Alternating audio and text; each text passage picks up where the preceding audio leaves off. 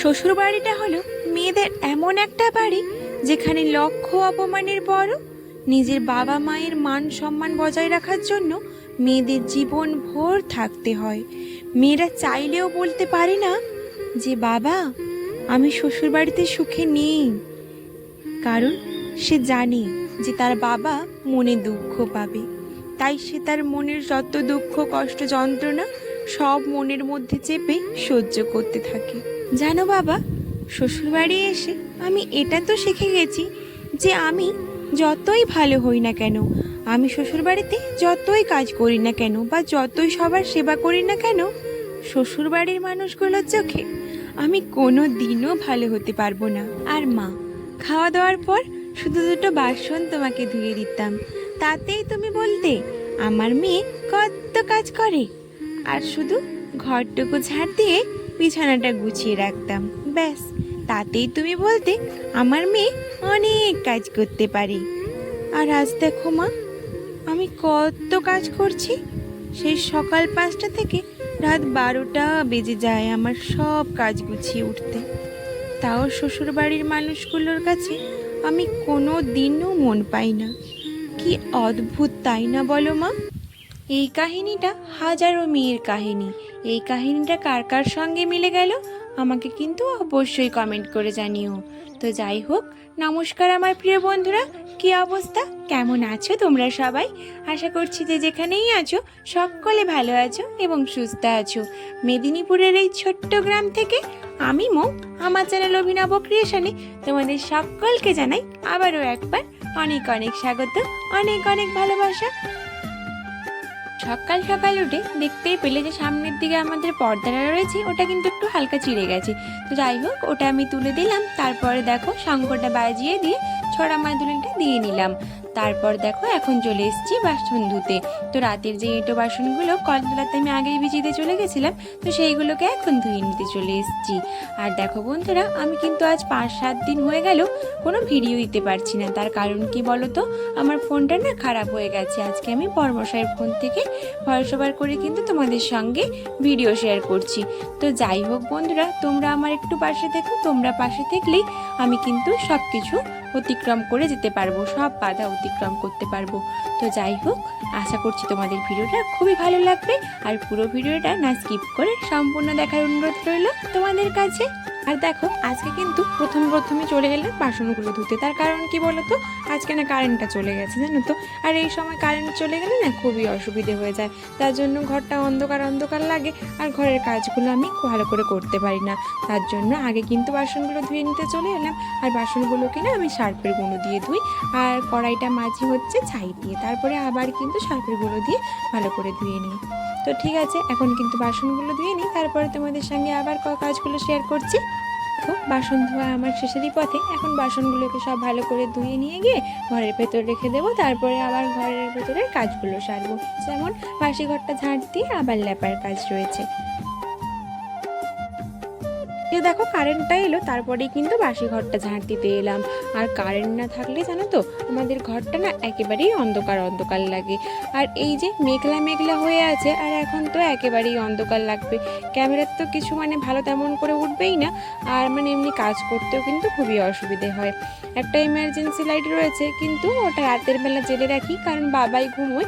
আর বড় লাইটগুলো জেলে রাখি না, তার কারণ হচ্ছে আমাদের ঘুমোতে অসুবিধা হবে, তার জন্য অল্প করে আমাদের এই ইমার্জেন্সিটা জেলে রাখি। আর সকাল থেকে তো ওটাতে চার্জ থাকে না, ওটাকে আবার চার্জে দিতে হয়, যার জন্য ঘরটা অন্ধকার হয়ে থাকে জানো তো। আর লম্ফের আলো আর কতটুকু বলো, তেমন করে ভিডিও করা যায় না। দেখো তারপরে হচ্ছে কারেন্ট আসতেই আমি বাসি ঘরটা ঝাড় দিলাম, আর এখন দেখো লাতা দিয়ে নিচ্ছি। আর দেখো ঘরগুলোতে লাতা দিচ্ছি ঠিকই, কিন্তু কি বলতো, ঘরগুলো না খুবই স্যাঁতসেঁতে হয়ে রয়েছে। এই যে একটানা কয়েকদিন ধরে বৃষ্টি হয়েছে না, যার কারণে ঘরগুলো একেবারে স্যাঁতসেঁতে হয়ে রয়েছে। আমাদের তো মাটির বাড়ি, তাই কিন্তু ওই জল না চুইয়ে চলে আসে, ঘরগুলো তেমন একটা ভেজা ভেজা হয়ে থাকে। তো তেমন একটা বেশি না হলেও এই যে আগের দিকের দুয়ারটা এটা না খুবই একটু ভেজা ভেজা স্যাঁত স্যাঁত টাইপের হয়ে থাকে। তারপরে বাবাই তো রয়েইছে, বাবাই তো সারাদিন জল ঢালতে থাকে। মানে ওর কি বলতো, জলটা মানে ওর ঢালা অভ্যাস হয়ে গেছে এখন, সব সময় খালি জলের বোতল নিয়ে খেলা করবে, জল ঘাঁটবে। তো যাই হোক, আর এখন দেখো উনুনের ছাইগুলোকে বের করে নিচ্ছি। এখন তো উনুনে পুরো ছাই ভর্তি থাকে, কেন বলো তো, ঘুঁটে দিয়ে বেশি রান্না করা হয়, আর ঘুঁটে দিয়ে রান্না করলে না উনুনটা বেশি ভর্তি হয়ে যায়। যার জন্য দেখো রোজ কিন্তু এই 2 গামলা করে, জানো তো, এই যে গামলাটাতে আমি ছাই বের করছি এর 2 গামলা করে ছাই বেরিয়ে যায়। তো যাই হোক, এখন ছাইটাকে দেখো তুলে নিলাম উনুন থেকে, তারপরে উনুনটাকেও আর উনুনের চারপাশটাকে ভালো করে সুন্দর করে আমি লেপে দিলাম। আর এখন দেখো কি করছি, আমি না উনুন থেকে ঘুঁটে ছাই বের করছি। ঘুঁটে ছাইটা বের করে কি করব বলো তো, এটা দিয়ে না দাঁত মাজবো। আমাদের ঘরের কলগেটটা না ফুরিয়ে গেছে জানো তো, আর সকাল সকাল তো আনা হয়নি, তো তার জন্য ভাবলাম এইটা দিয়ে আজকে দাঁত মাজি। আর এর সঙ্গে না দেখো অল্প একটু নুন আর একটু সর্ষের তেল মিশিয়ে দেব। এটা দিয়ে দাঁত মাজলে না দাঁতের মাড়ি কিন্তু খুব শক্ত হয় জানো তো, আর দাঁতের যে ব্যথা যন্ত্রণা হয় না অনেক সময় দেখবে, তো ওটাও না কমে যায়। আগে আগে মানে যখন মা ঠাকুমা দিদিমাদের আমলে, তখন কিন্তু ওরা বেশিরভাগ এই ঘুঁটে ছাই দিয়েই কিন্তু দাঁত মাজতো। তখন তো আর অত কোলগেটের বা মানে কোনো কিছু টুথপেস্টের ব্যবহার অতটা ছিল না এখন যতটা হয়েছে। তো যাই হোক, এটা দিয়ে আমি এখন দাঁত মাজবো, তাই ওটাকে সবগুলোকে দেখো মিশিয়ে নিলাম ভালো করে। তারপর দেখো আমি রোজকার দিনের মতনই চলে এসেছি এই যে পুকুর পাড়টার এইদিকে, এদিকে মাঠ রয়েছে, আর এর দিকটাতে আমি দাঁত মাজার সময়টা করে আসি, আর একটুক্ষণ করে সময় এখানটাতেই কাটিয়ে যাই। কারণ কি বলতো, এই যে সকাল থেকে একটানা যে বাসি কাজগুলো সারতে হয় না, তারপরে তো মানে কেমন একটা যেন মনটা কেমন একটা হয়, তো এখানে এলে তো মনটা ভালো হয়ে যায়।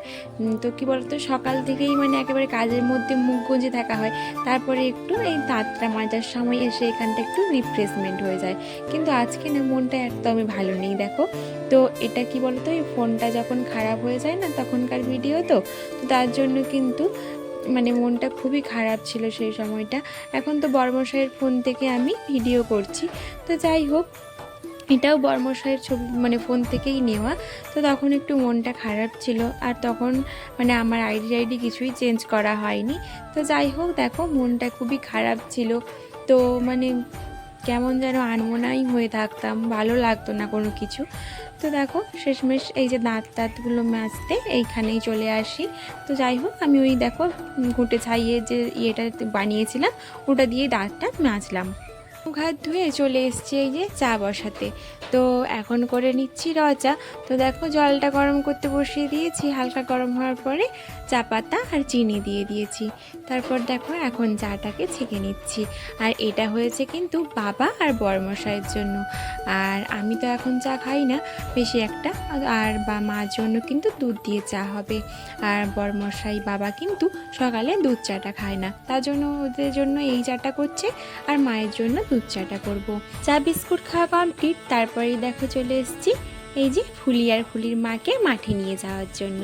তো আমরা তো মাঠে চড়াতে যাই না, মাঠে বেঁধে দিয়ে চলে আসি, আমাদের বাড়ির সামনে যেহেতু মাঠ রয়েছে তার জন্য দেখো ফুলিকে মা খুলে দিল, আর আমি ফুলিকে নিয়ে যাচ্ছি মাঠের দিকে, আর ফুলির মাকে নিয়ে আসবে বাবা।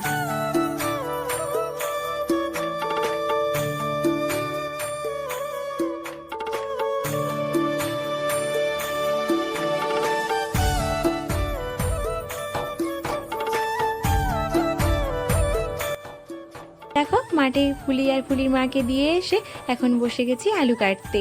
জল খাবারের জন্য কিছু তো একটা বানাতে হবে, তার জন্য বসে পড়েছি আলু কাটতে। আজকে না ঘুগনি বানাবো। আজকে ঘুগনিটা কী দিয়ে করবো বলো তো, মটর দিয়ে করব না, শুধু মটর না, ছোলা আর মটর মিক্সড করে ঘুগনি বানাবো। আসলে কি জানো তো, ছোলা মটর আমি একসঙ্গে ভিজিয়েছিলাম, ভাবছিলাম কি ওটা সেদ্ধ করে দিয়ে ভাজা করে দেব, তাহলে কিন্তু সবাই মুড়ি খেয়ে নেবে। আর এদিকে হয়েছে কি, বর্মশাই কিন্তু একটু ঘুগনি টুগনি একটু রস জাতীয় কিছু দিয়ে মুড়ি খেতে ওর ভালো লাগে, তার জন্য ও বলল কি ঘুগনি বানাতে। আর বাবা বলছিল একটু সেদ্ধ করে ভেজে দিলেই খেয়ে নেবে, আর বড়মশাই বলল কি একটু ঘুগনি মতো করতে। তার জন্য আমি কিন্তু ঘুগনি করবো বলে ঘুগনির জন্য আলু কেটে নিচ্ছি, আর ওদিকে মটরটা সেদ্ধ করতে বসিয়ে দেবো, আর আলুটা কেটে নিয়ে তারপর সেদ্ধ করতে বসাবো। দেখো নুন হলুদ দিয়ে আমি কিন্তু মটর আলুটা সেদ্ধ করে নিয়েছি। তারপরে দেখো আমি কড়াতে তেল দিয়ে দিয়েছি, তারপরে দেখো একটু মিষ্টি মিষ্টি করার জন্য তরকারি তরকারিটা একটু চিনি দিয়ে দেব। তো চিনিটা একটু দেখো লাল হয়ে ফুটে এলেই দিয়ে দেব বেটে রাখা মশলাগুলো। বেটে নিয়েছি সব মশলা, পেঁয়াজ, আদা, রসুন, জিরে, লঙ্কা সব কিন্তু একসঙ্গে বেটে নিয়েছি। তারপরে কিন্তু ওর সঙ্গে একটু হলুদ গুঁড়িও মিশিয়ে দিয়েছি। ব্যাস, তারপরে দেখো মশলাটাকে ভালো করে কষিয়ে নেব। কষানো হয়ে গেলে সেদ্ধ করে রাখা মটর, আলু, ছোলা সব কিন্তু দিয়ে আবারও ভালো করে দেখো কষিয়ে নেব। তারপরে ভালো করে কষানো হয়ে গেলে জল দিয়ে ফুটিয়ে নিতে হবে, তাহলেই ব্যাস তারপরে রেডি হয়ে যাবে। দেখো তরকারিটা রেডি হয়ে গেছে, কিন্তু একেবারে রসটা যখন মাড় হয়ে আসবে তখনই কিন্তু আমি নামিয়ে নিয়ে দেখো একটা বেলাতে ঢেলে রেখে দিলাম। তারপরে এই যে দেখো সব বাসনপত্র জমা হয়েছিল আর ভাত রান্না করার হাঁড়িটাও ছিল, তো সব একসঙ্গে নিয়ে চলে এলাম কলপাড়ে। তো এগুলোকে এখন ধুয়ে নেব। কি বলো তো, সব কিছু ধোয়া মাজা করে পুজো দিয়ে তার আগে চান সেরে পুজো দিয়ে তারপরে কিন্তু আমার খাওয়া রয়েছে। আমি বলেছি মাকে যে তুমি খেতে দিয়ে দাও আর তুমিও খেয়ে নাও, তারপরে আমি এগুলো ধুয়ে কিন্তু চান সারবো, তারপরে ঠাকুর পুজো দিয়ে তারপরে কিন্তু আমি মুড়িটা খাবো। দেখো সব বাসনপত্র ধোয়া মাজা কমপ্লিট করে তারপরে আবার জল ভরতেও হবে। সকালের জলটা এখনও ভরা হয়নি, তো তোমরা তো জানোই চান করার আগে আমি প্রায় প্রত্যেক দিনই জলটা ভরে রাখি। তো দেখো আজকেও সব সব বোতল খালি বোতল, আমাদের কিন্তু অনেক কটাই বোতল রয়েছে জানো তো, প্রায় 12-14টার মতো বোতল রয়েছে। গোনা হয়নি, কিন্তু মনে হয় 14টার বেশিই হয়ে যাবে, কিন্তু কম হবে না। তো দেখো সব কিছু গামলাতে ভরে নিয়ে চলে এসেছি কলপাড়ে। তারপরে এগুলো জলতে ভরে রাখবো, এগুলো রেখে দিয়ে এসে চানটা সারবো। আর জানো তো, এই জল ভরা সব কিছু কলপাড়ের কাজগুলো আগে না সেরে নিলে না তারপরে চান সারার পরে করলে কেমন বিরক্তি লাগে। বিরক্তি কেন বলো তো, সব কাপড় চোপড় আবারও কিন্তু ভিজে যায়। এই যে চান সারার আগে যদি আমি এই কাজগুলো সেরে রাখি কলপাড়ের কাজগুলো, তাহলে আর চান সারার পরে এদিকে আর আসতে হয় না। জলের বোতলগুলো ঘরে সব রেখে দিয়ে এসে এখন নিয়ে এসেছি কিছু পোশাক, তো এগুলোকে এখন ধুতে হবে। তো কালকে তো বরমশাই ডিউটি থেকে বাড়ি এসছে, আর কালকে না ওয়েদারটা খুবই খারাপ ছিল জানো তো, মানে খুব বৃষ্টি হচ্ছিল, যার জন্য ওই পোশাকগুলো আর ধোয়া হয়নি, কোথায় মিলবো ঢিলবো এই জন্য। তো দেখো আজকে সব পোশাক নিয়ে এসছি, ওর যে ডিউটি যাওয়ার পোশাকগুলো, তো এগুলো সব আজকে কিন্তু ভেজিয়ে এগুলোকে ধোবো। তার সঙ্গে কিন্তু বাবায়েরও কিছু পোশাক রয়েছে, আর ওর পোশাকগুলো রোজই কিন্তু অল্প অল্প করে ধুয়ে দিই, যার জন্য কমই রয়েছে। আর সব পোশাক কিন্তু একা দিনে ধুই না, কারণ কি বলতো এখন তো রোদই তো বেরাচ্ছে না, আর মেলানোর আমাদের খুবই সমস্যা, বুঝলে তো, মানে ঘরে তো এইটুকু তো ঘর, তার মধ্যে মানে জ্বালানি সব পড়ে থাকে, গরু বাছুর থাকে, আমাদের রান্না খাওয়ার কাজ থাকে, শোয়ার ঘর থাকে, তারপরে আবার এই পোশাকগুলো মেলাতে থাকলে না খুবই ঘরটা একেবারে কোজা কোজা হয়ে যায়। এই যে পোশাকগুলোকে এখন ধুয়ে নিচ্ছি, তারপর দেখো ওই যে বাইরে তারটা মেলানো রয়েছে ওইখানেই মিলিয়ে দেব। তো দেখছি যে এখন একটু পরে হয়তো বৃষ্টিটা নামবে, যার জন্য এখন কিন্তু মেলানো থাক, তারপরে জলগুলো ঝরে গেলে বৃষ্টি এলে আবার তুলে কিন্তু ঘরে মিলিয়ে দেব। তো দেখো এখন পোশাকগুলো এই বাইরেই মিলিয়ে নিই। তো বাইরে বড় তারটার জন্য খুবই সুবিধা হয়েছে, না হলে ওই এজবেস্টারের ওপরে আমাকে সবসময় মেলাতে হতো। তো যাই হোক দেখো এই তারটা আমি বর্মশাইকে বলতে কিন্তু অনেক দিন আগেই টাঙিয়ে দিয়েছে, এই বর্ষাটার আগেই টাঙিয়ে দিয়েছে। তো যাই হোক এইখানেই সব জামা কাপড়গুলো ধরে যাবে, এখানেই মিলিয়ে দেবো, তারপরে আমি চান করে আবার সেই পোশাকটাও তো মেলাতে হবে এখানে। দেখো এইগুলো মেলিয়ে দিয়ে এসে ভাবলাম যে চান করব, তারপরে দেখি যে এই কলপাড়ের এই দিকটাতে খুবই নোংরা হয়ে আছে, আর এগুলো নোংরা হয়ে থাকলে না দেখতেও ভালো লাগে না। তো কি বলতো, কয়দিন তো একটানা বৃষ্টি হচ্ছে, যার জন্য এগুলোতে তো একেবারেই ঝাড়টাট পড়ছে না। তো কি ভাবলাম যে একটু ঝাড় দিয়ে নিই, তারপরে একটু যখন দেরি হয়েই গেছে আর একটু না হয় দেরি হয়েই যাবে, তো দেখো এটা ঝাড় দিয়ে নিই, তারপরে কিন্তু আমি চান সারবো, তারপরে আবার পুজো টুজো দিয়ে তারপরে খাওয়ার কাজ করবো।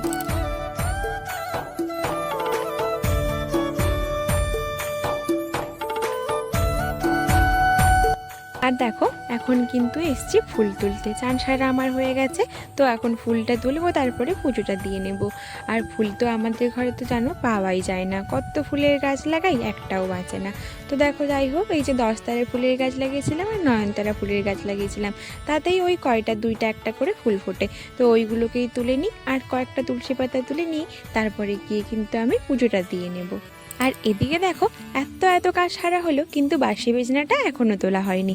তার কারণ কি বলো তো, কারণ হলো বড়মশাই বাড়িতে যে রয়েছে, ওর ডিউটি থাকলে তো একেবারেই ঘুম হয় না, আর তার জন্য বাড়ি এলে কিন্তু ওই 8টা বাজিয়ে দেবেই দেবে ঘুম থেকে উঠতে। আর এই নিয়ে কিন্তু আমার সঙ্গে মাঝে মাঝে ঝামেলাও বেঁধে যায়। তো যাই হোক, বিছানাটা তো মানে চান করার আগে তোলা হয়নি, তো কি করা যাবে, বিছানাটা তো আর ফেলে রাখা যায় না, তো এখন আমাকে তুলে ফেলতে হবে। তার জন্য দেখো প্রথমে মশারিটা আমি গুছিয়ে নিয়ে তার ওই মশারিটাকে ওই পালঙ্কে দাঁড়ের উপরে তুলে দিলাম। তারপরে দেখো আমাদের কিন্তু শীত গ্রীষ্ম বর্ষা অল টাইমই কিন্তু এই কাঁথা, মোটা কাঁথাগুলো দরকারি হয়, বেশিরভাগ হচ্ছে বড়মশাইয়ের লাগে, যার জন্য দেখো ওই কাঁথাগুলোকেও আমি ভালো করে পাট করে নিলাম। আর বাবাই যেহেতু রয়েছে, ও তো ছোটো ছোটো কাঁথা থাকবেই, তো সেগুলোকেও পাট করে রেখে দিলাম। আর দেখো বিছানাটা গোছানোর পরে মনে হলো যেন পালঙ্কের এই ডিজাইনগুলোতে একটু ধুলো ধুলো জমেছে। বেশি ধুলো তো জমার কথা নয়, কারণ কি আমি সপ্তাহে 2-3 বার করে কিন্তু পালঙ্কের ডিজাইনগুলো পরিষ্কার করে রাখি। তো যাই হোক, মনে হলো যেন একটু ধুলো জমেছে, তার জন্য দেখো হালকা করে একটু পরিষ্কার করে দিলাম। তারপর দেখো এই যে এখন মুড়ি খাবো, আর সববার তো খাওয়া হয়ে গেছে, একা করে খেতেও না ভালো লাগে না যেন। তো সবাই কিন্তু আমরা একসঙ্গে খাই, কিন্তু এই সকালের খাওয়াটা আর আমার একসঙ্গে বেশিরভাগ সময় খাওয়া হয় না। তো দেখো প্রায় অনেক সময় খাই, আবার অনেক সময় খাওয়াও হয় না। তো আজকে যেমন হলো না, তো লাস্টে বাড়িতে যে তরকারিটা ছিল তাতেই কিন্তু আমি মুড়িটা ঢেলে নিলাম, আর আমি খেতে শুরু করে দিলাম। আর এখানেই কিন্তু আমি ভিডিওটা শেষ করব, পরের পার্টটা কিন্তু পরের ভিডিওতে দেবো, ঠিক আছে? তো এখন তাহলে আসি। আর চ্যানেলে যারা নতুন বন্ধু রয়েছে তাদের ভিডিওটা যদি ভালো লাগে, আমার বন্ধু হয়ে চ্যানেলটা সাবস্ক্রাইব করে দিয়ে আমার পাশে দেখো। আর দেখা হচ্ছে পরের ভিডিওতে, ততক্ষণ তোমরা ভালো থাকো, সুস্থ থাকো, সবাইকে ভালো রাখো। এখন তাহলে আসি।